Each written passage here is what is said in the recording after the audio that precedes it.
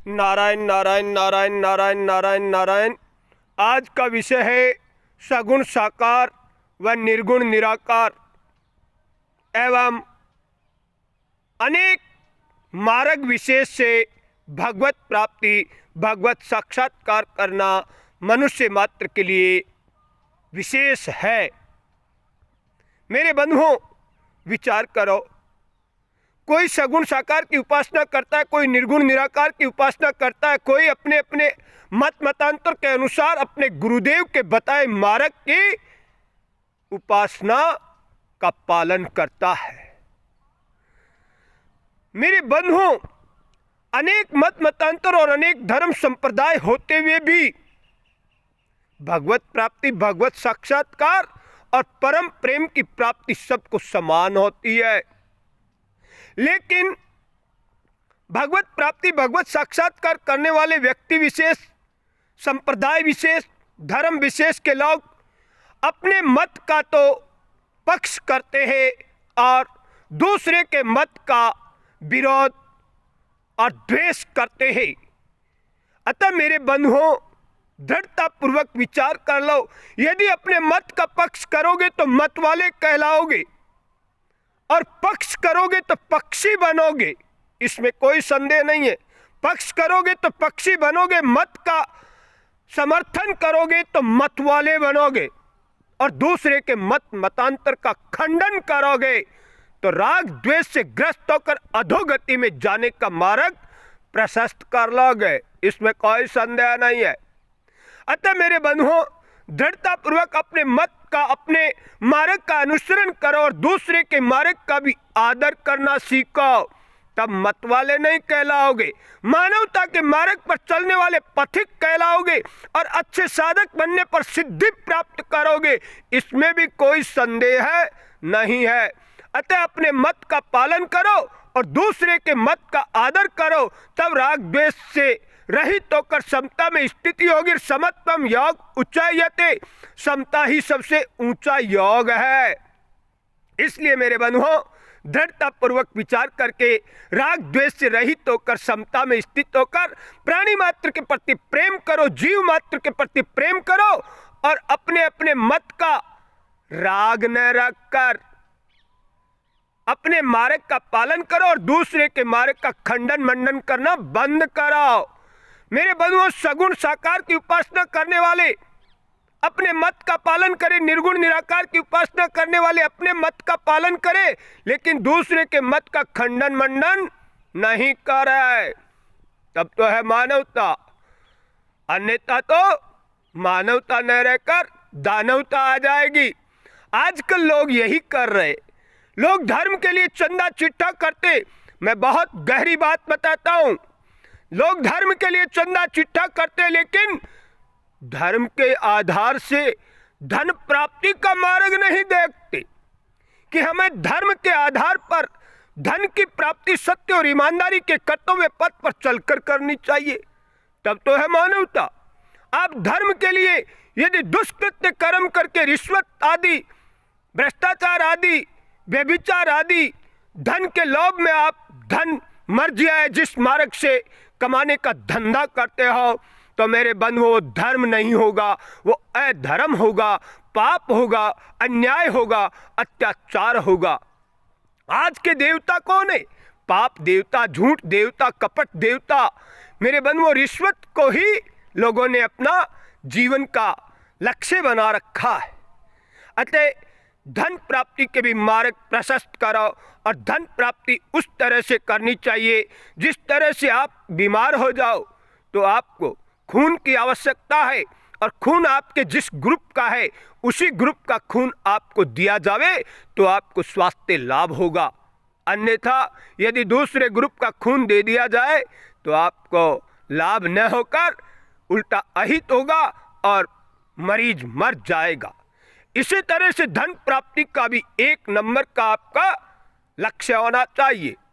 2 number, रिश्वत आदि दुष्कृत्य कर्म और अन्याय अत्याचार द्वारा, लूट डकैती द्वारा, चोरी व्यभिचार द्वारा प्राप्त धन आपके किसी काम न आकर आपको पतन में ले जाएगा और अधोगति में डाल देगा।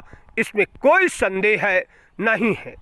अतः साकार की उपासना करने वाला साकार का मार्ग का पालन करे और निर्गुण निराकार की उपासना वाले अपने मार्ग का अनुसरण करे, तब तो सब में प्रेम प्रकट हो जाएगा और परमात्मा के दर्शन भी हो जाएंगे। अतः मेरे बंधुओं, राग द्वेष रहित होकर परम प्रेम की प्राप्ति के लिए सबका साथ, सबका विकास, यही भावना धार्मिक व्यक्ति की होनी चाहिए। जो धर्म के मार्ग पर चलता है, सत्य को पकड़ता है, वो किसी से राग द्वेष नहीं करता। हाँ, खल निग्रहणाय सद रक्षणाय, ये राजा का कर्तव्य होता है। राजा का कर्तव्य होता है बुरे लोगों को दंड दे और अच्छे लोगों की सेवा करे। इसलिए यही पुलिस का कर्तव्य होता है, खल निग्रहणाय सद रक्षणाय, अच्छे लोगों की सेवा करे और बुरे लोगों का संहार करे। यही एक अच्छे राजा का लक्ष्य और उसका कर्तव्य कर्म होना चाहिए, तब तो सुशासन होता है। अन्यथा तो कुशासन में बुरे लोग बुराई करते हैं और अपने आप को श्रेष्ठ समझते हैं। राजाओं की रीत गई, मित्रों की प्रीत गई, नारी का स्नेह गया, सिंहों का तेज गया, पंचों का न्याय गया, झूठे ही मन भाए हैं। आजकल जो झूठ पाखंड करते, दूसरों की निंदा करते हैं, वो अच्छे लगते, वो बहुत अच्छे लगते। उनसे लोगों को बड़ी बड़ी आशाएं होती है और उनके चंगुल में फंसकर अपना स्वयं का पतन कर बैठते हैं। अतः कुसंग देन विधाता, मेरे बंधुओं, काले के पास बैठोगे तो रंग नहीं, उसके गुण जरूर आएंगे। इसलिए सत्संग यानी अच्छे का संग करो और कुसंग का त्याग करो। कुसंग देन विधाता, सत्संग करो यानी सच्चे लोगों का संग करो, सत्य पथ पे चलने वालों का संग करो, तो जीवन में असली लाभ मिलेगा। आजकल लोग देवी देवताओं की, राम कृष्ण आदि हमारे जो मूर्ति पूजा करते हैं, उनका विरोध आदि कर रहे। लेकिन बंधुओं, विनाश काले विपरीत बुद्धि आजकल ही नहीं, हर युग युगांतर से सदियों से ऐसे दैत्यों का कर्तव्य कर्म रहा है, क्योंकि उन्हों तो ऐसत को ही कर्तव्य कर्म मान बैठते हैं और उन दैत्यों का हर युग में समय काल के साथ में नाश होता है। समय काल के साथ में नाश। मेरे बंधुओं, राम कृष्ण की उनके युग में लोगों ने निंदा की और राक्षसों ने विरोध किया। अतः वर्तमान में उन्हीं राक्षसों की पीढ़ी के लोग हमारी मूर्ति पूजा आदि का खंडन मंडन करने में लगे हुए हैं।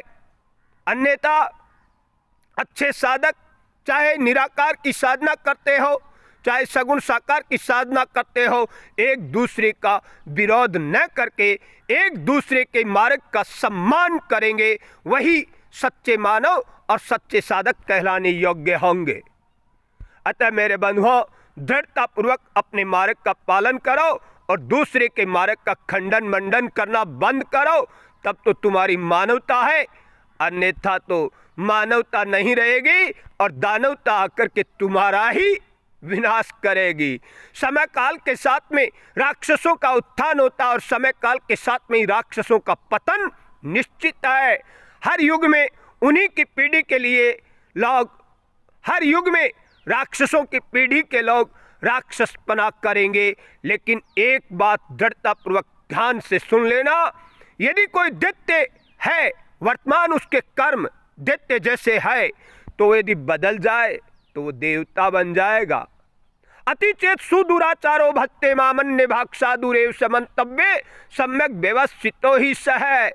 परमात्मा पूरी छूट दे रखी है, आप कैसे भी हो, लेकिन भगवान के होकर फिर बुराई रहित हो जाओगे, तब आप सद्गति को प्राप्त होंगे। मेरे बंधुओं, बुराई रहित होते ही सद्गति स्वतः सिद्ध है। जैसे अच्छाई बनानी नहीं पड़ती है, बुराई को खत्म करते ही अच्छाई स्वतः सिद्ध रह जाएगी। आपको झूठ बोलना बंद करते ही सत्य स्वतः सिद्ध रह जाएगा। ऐसे ही मेरे बंधुओं, चोरी करना बंद करते ही साहूकारी स्वतः सिद्ध रह जाएगी। इसलिए हमें असत कर्म न करके सत कर्म करना है। असत कर्म करना बंद करते ही सत्कर्म स्वतः सिद्ध रह जाएंगे। इसलिए हमें बुराई रहित होना है और प्राप्त साधन सामग्री का सदुपयोग करना है। इसी में मानव जीवन की सफलता है। और अपने अपने मार्ग का अनुसरण करो। जय जय सीताराम। हरे कृष्णा हरे राम नारायण सीताराम सीताराम।